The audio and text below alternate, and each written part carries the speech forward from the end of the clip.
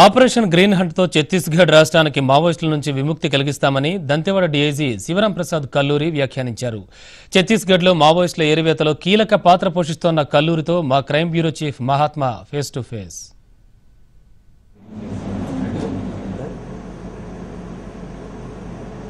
Operation green hunt ఇప్పుడు దేశవ్యాప్తంగా చర్చనీయాంశంగా మారిన అంశం.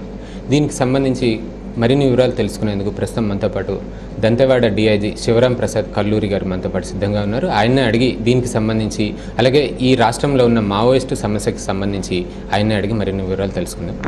నమస్తే సార్. ఇప్పుడు ఈ ఆపరేషన్ గ్రీన్ హంట్కి సంబంధించి ఇది ఎలా జరుగుతుంది, దీని ఫలితాలు ఎలా ఉండబోతున్నాయి? ఆపరేషన్ గ్రీన్ హంట్ అనేది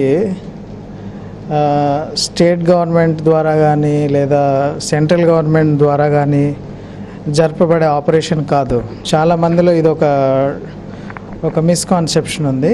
ఇది మేము లోకల్ లెవెల్లో అంటే బస్తర్ జోన్లో నక్సలైట్లకి మావోయిస్టులకి వ్యతిరేకంగా చేసే ఆపరేషన్కి మా కన్వీనియన్స్ కోసం ఆపరేషన్ గ్రీన్ హంట్ అని పెట్టుకున్నాం. ఈ గ్రీన్ హంట్ ఆపరేషన్ మొదలుపెట్టాక ఎంతో ప్లాన్డ్ వేగా మేము నక్సలైట్ల యొక్క బాగా కోర్ ఏరియాస్లోకి వెళ్ళి ఎన్నోసార్లు వాళ్ళతో ఎన్కౌంటర్స్ చేసి వాళ్ళ ప్లటూన్స్ని కంపెనీస్ని ఎన్కౌంటర్ చేసి చాలామంది వాళ్ళ బాడీస్ని కూడా రికవర్ చేశాము. ఈ గ్రీన్ హంట్ యొక్క ముఖ్య ఉద్దేశం ఏంటంటే ఈ నక్సలైట్ల యొక్క ఆతంకం వల్ల ఇక్కడ డెవలప్మెంట్ బాగా కుంటిపడిపోయింది. ఛత్తీస్గఢ్లో ఫండ్స్ ఉన్నాయి, బడ్జెట్ ఉన్నాయి, అన్నీ ఉన్నాయి. కానీ వీళ్ళ యొక్క ఆతంకం వల్ల పని చేయడానికి ఎవరు రెడీగా లేరు. ఎవరన్నా పని చేస్తానికి రెడీ అయినా నక్సలైట్లు వాళ్ళని ఎన్నో వేధింపులకు గురి చేయటము, తర్వాత స్కూల్స్ని పడేయటము, హాస్టల్స్ని పడేయటము,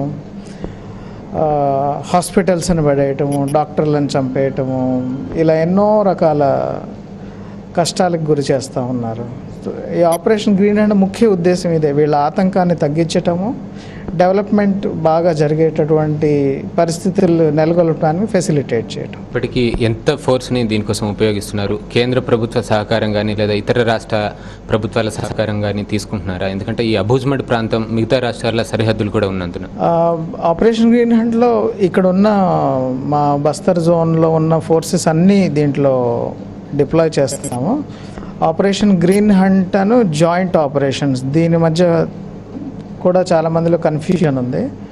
సెంట్రల్ నుండి వస్తున్న ఫోర్సెస్ ద్వారా జరపాల్సినటువంటి జాయింట్ ఆపరేషన్స్ ఇంకా మొదలు కాలేదు. అవి మా రేంజ్లో జరగవు.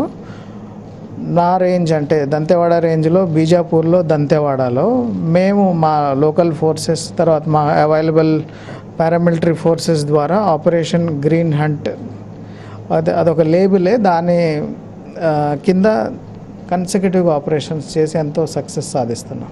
ఇందులో వైమానికంగా వారిని ఉపయోగించుకునే అవకాశం ఉందా? వైమానిక దాడులు జరపవచ్చని కూడా ఆ మధ్య వార్తలు వచ్చాయి. దీనిపై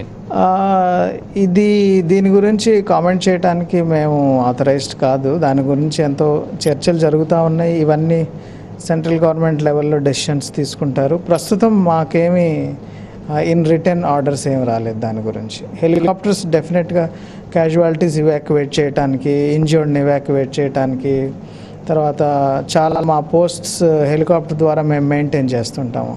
వాటన్నిటికీ హెలికాప్టర్స్ని యూజ్ చేసుకుంటున్నాము. తర్వాత యూఏవి అన్ఆర్మ్డ్ వెహికల్స్ ద్వారా మేమంతా మ్యాపింగ్ చేసుకుంటాము. వీటికి యూజ్ చేస్తున్నాం. కానీ ఏరియల్ రైడ్స్, ఏరియల్ స్ట్రైక్స్కి దానికి ఇప్పటివరకు అయితే మాకేం పర్మిషన్ లేదు.